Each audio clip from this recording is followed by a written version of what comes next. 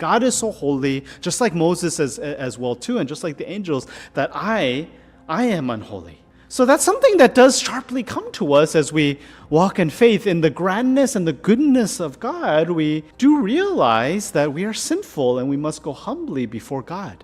Of course, it's not in like horror, fear, and dread, but it's more of holy awe and holy fear, this reverence for Him, and that these seraphs are showing us. And so that's how we should be before God. When we are before God in the, contrasting in terms of His grandness. I mean, King Uzziah wasn't like that. He became proud. He looked at God, and maybe when he looked at God, he just saw God as something far away on the TV, and then it doesn't become holy anymore.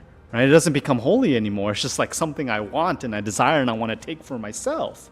And so, before God, to have that faith and that presence to be before Him, to really know how grand He is and to receive, it's like the contrasting image of the Pharisee and the tax collector, right? So Jesus, He gave the parable, and He said the Pharisee, he went up to the temple and said, "Hey, God, I've done this and I've done that.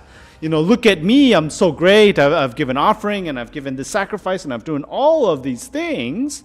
And so, looking at God in this arrogant way. I mean, you may think, put on this form like the Pharisees, like they put on this form as if God is grand, but the form that God is grand is just, God being on TV, like something like that.